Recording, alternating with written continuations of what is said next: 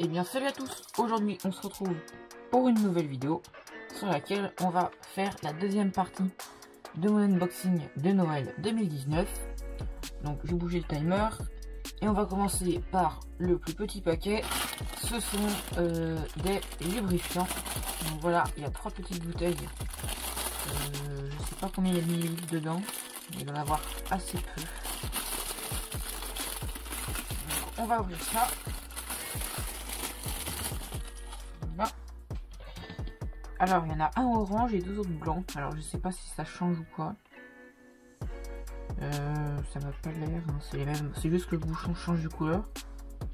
Mais après ça a pas l'air de changer grand chose. Peut-être qu'il y a une différence de poids. Je sais pas du tout. Donc on va lubrifier un cube, par exemple mon Yann R, parce que celui-là il est assez mal lubrifié. En fait j'ai tellement utilisé que il a perdu tout son lubrifiant. Donc on va voir comment ça fait. Donc on va en ouvrir un, je sais pas, celui-là par exemple.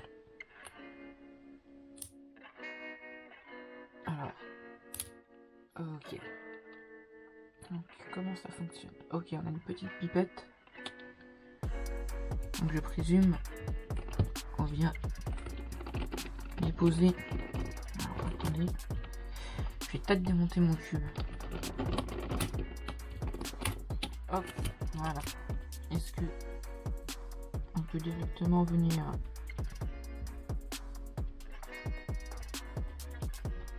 ok. Donc voilà, j'ai mis une seule goutte, mais ça m'a l'air ça a peut-être l'air suffisant. Donc hop là, je vais remettre toutes les pièces.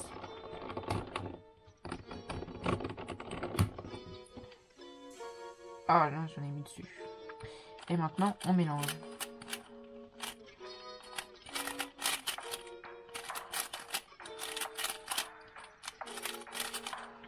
Je vais peut-être en mettre un peu d'autre.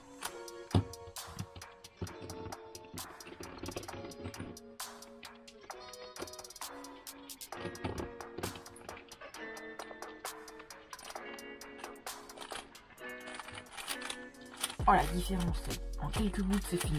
Oh waouh. Alors par contre j'en ai mis sur mon bureau, ça c'est pas cool. Voilà. Donc ouais, en seulement quelques gouttes, j'ai mis 2 gouttes et franchement faut pas en mettre plus parce que ça tourne déjà à merveille. Oh la différence. Oh, on va le refaire.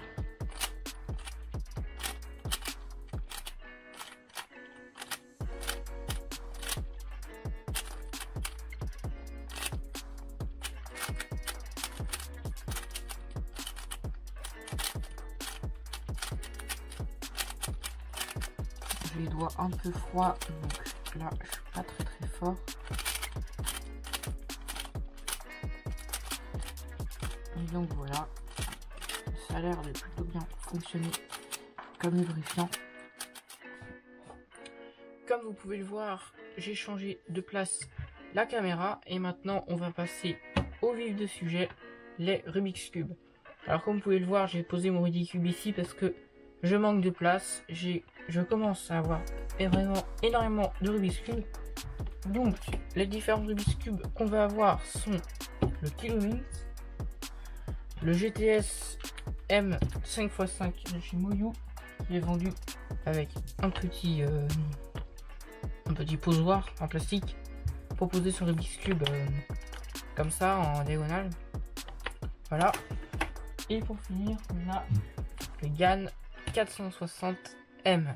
Alors, on va commencer par le plus petit cube.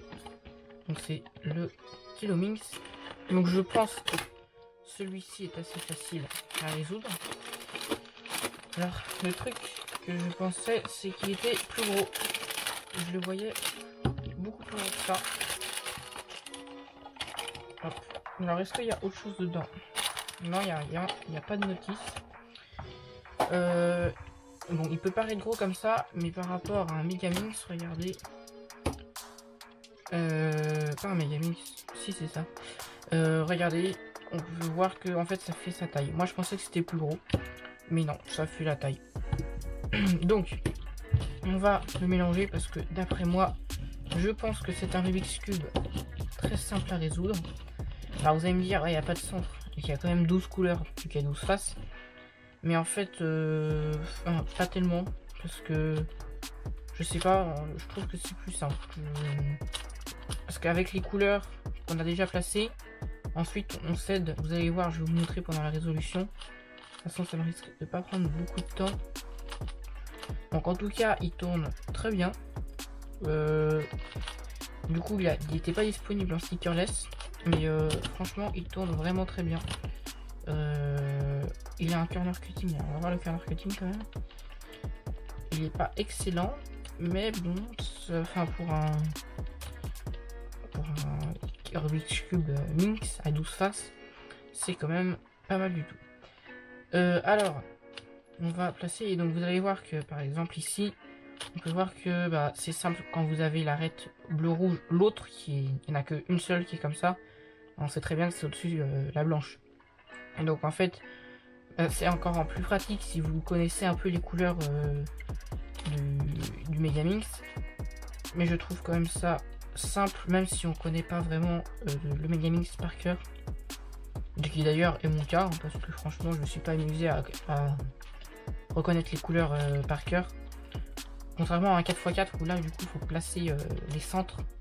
Et du coup là ça devient plus compliqué parce qu'il faut connaître le placement des couleurs. Alors, pourquoi j'arrive pas à le mettre? Voilà, c'est comme ça qu'il faut le mettre. Ici, on vient mettre voilà, c'est comme ça. Et il en manque un dernier. Aussi, je voulais vous dire, je sais pas si ça vous dérange, je vais mettre un petit i qui va apparaître juste ici. Je me demande, est-ce que ça vous gêne que mes doigts soient un peu abîmés, parce que j'ai la mauvaise habitude de me ronger les ongles. Et du coup, ça me fait un peu des peaux qui apparaissent, des peaux mortes sur mes doigts. Et des fois même, ça saigne. Donc du coup, je sais pas si ça vous dérange, vous. Donc voilà, j'ai mis le petit sondage. Donc je vais bien voir. Et puis, si vous me dites que oui, ça vous dérange, je vais tenter de m'abstenir de me ronger les ongles, tout simplement. Alors, on y est presque.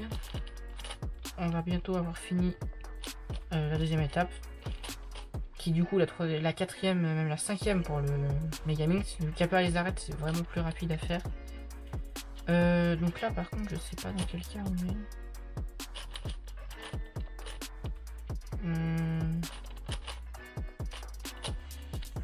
Comment on fait déjà? Ah oui, non, j'ai rien dit.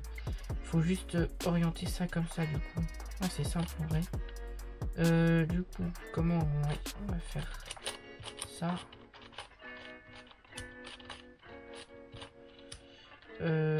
Ensuite,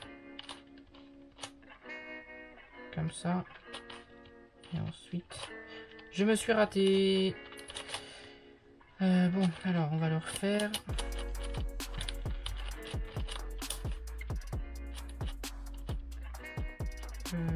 Ensuite, allez d'accord, j'ai carrément mélangé ça.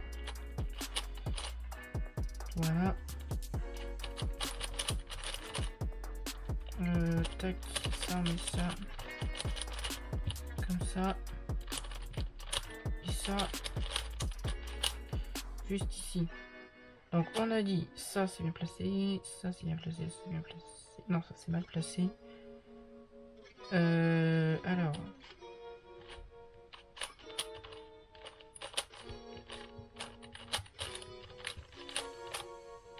Voilà. Et donc là il nous suffit juste de faire des ascenseurs. C'est la technique comme beaucoup de techniques. Tout le monde utilise en fait, je crois. Ça m'étonnerait qu'il y ait une autre méthode pour résoudre le Megaminx. Et voilà, donc j'ai résolu. Franchement très cool. C'est une bonne façon je trouve d'impressionner les gens tout en ayant un Rubik's Cube plutôt simple. Quand vous savez résoudre le Megaminx. Donc voilà, je le conseille, il tourne plutôt bien. Donc on va le ranger par-dessus le Ready Cube et on va passer au second cube, le GTS M560.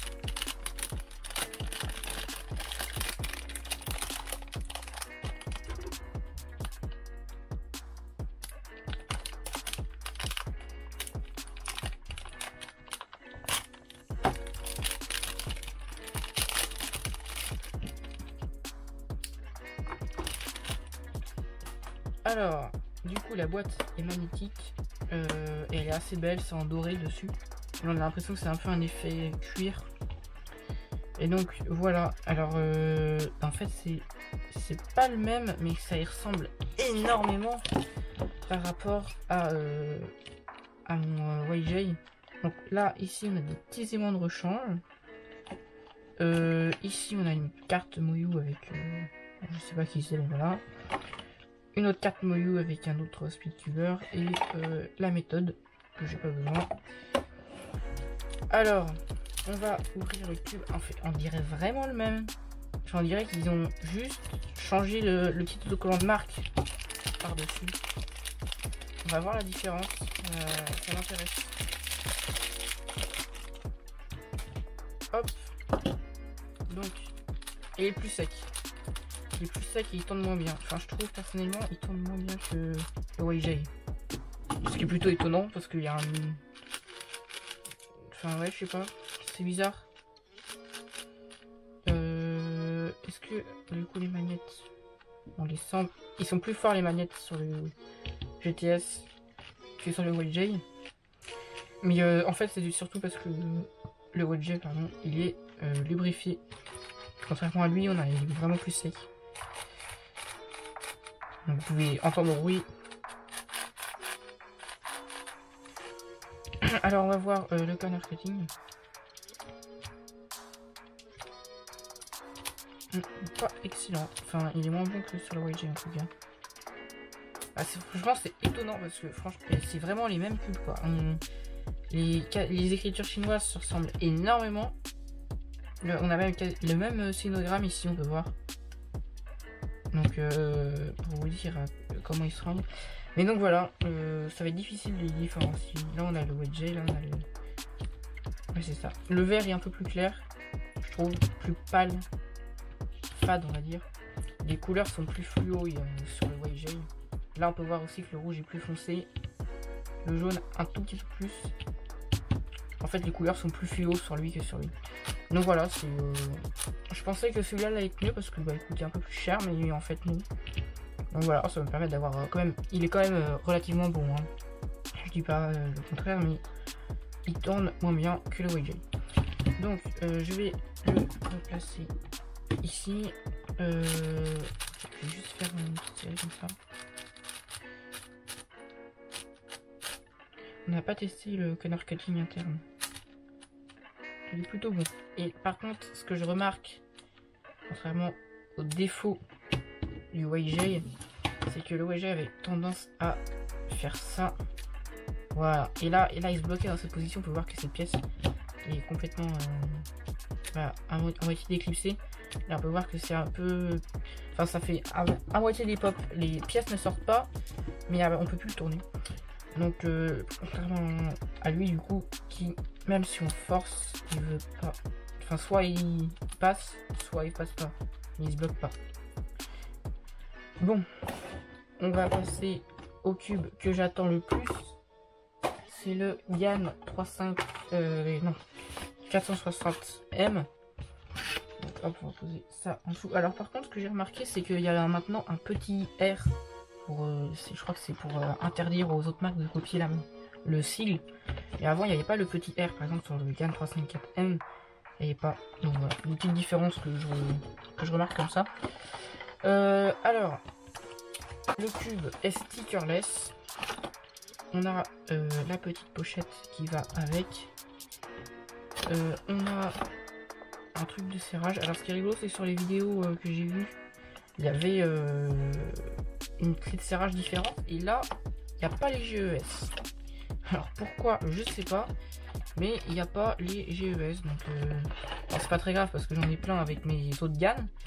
Mais si c'est votre premier cube GAN, ça peut être embêtant. Donc on peut aussi voir que la boîte de protection en plastique est beaucoup plus grosse que pour les autres tubes, pour les 3x3. Alors on va ouvrir le blister, je crois qu'on dit comme ça.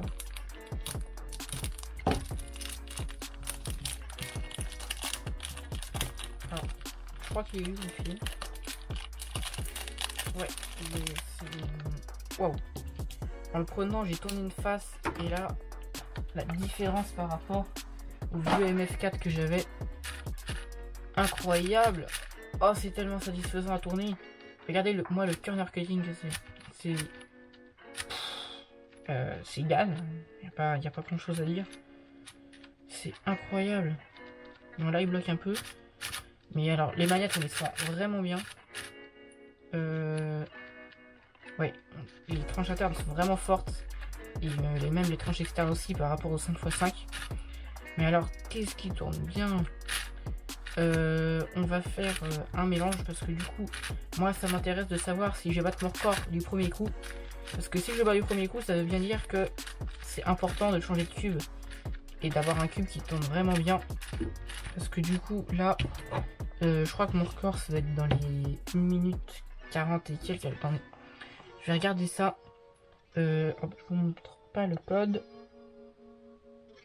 Alors, on va aller voir sur ma chaîne. J'ai mis, vous pouvez dès maintenant aller voir d'ailleurs, enfin après la vidéo, vous allez voir sur l'onglet à propos quand vous allez sur ma page de chaîne, vous avez tous mes records.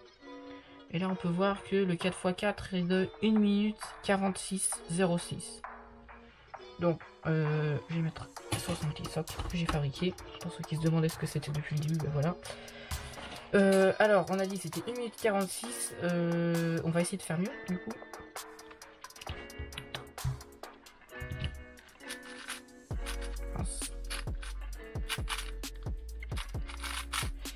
En fait, on a l'impression qu'il est sec, même s'il est lubrifié. Enfin, je sais pas, il tourne bizarrement. Ça sonne sec, mais il est lubrifié. C'est bizarre. Hop.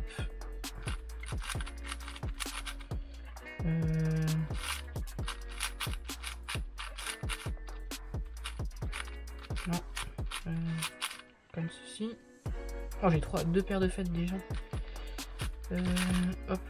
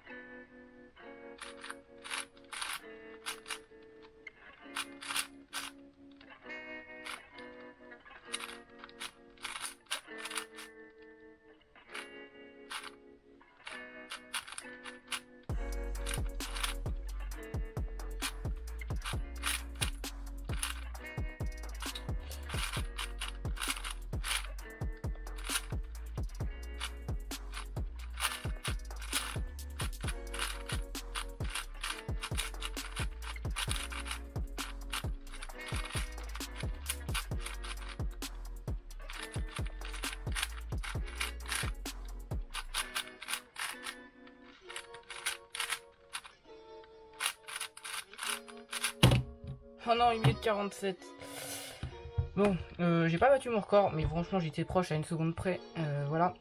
Mais en tout cas, il n'y a aucun blocage. Pendant la résolution, j'ai vraiment fait aucun blocage. Donc c'est vraiment un bon signe. Au MF4, j'étais vraiment... Mais vous pouvez même entendre rien qu'au bruit. Écoutez la différence de son entre ça et ça. On sent bien que ça tombe beaucoup mieux. Et bah là, le marketing, c'était une horreur. Hein. On ne pouvait pas passer au-dessus de ça. Enfin, encore, il était plutôt bon, mais là, dans la vitesse, là, il passe tranquille. Là, il force pas, alors que quand je le mets ici, il force pour passer. Et en reverse, bah là, c'était une horreur. On était vraiment là. Ah, là, ici, ça passait pas, quoi. Alors que là, bah, normalement, ça doit passer, voilà, tranquille. Donc, franchement, c'est un très bon 4x4. En plus, vu que j'aime bien le feeling de GAN, c'est pour ça que j'ai commandé. Donc, voilà. c'est fini pour cet unboxing. J'espère qu'il vous aura plu. Si c'est le cas, n'oubliez pas de mettre une masse inconsidérable de pouces bleus sur cette vidéo, de mettre un commentaire pour me dire quelque chose, et puis si c'est pas encore fait, de vous abonner. Allez, salut!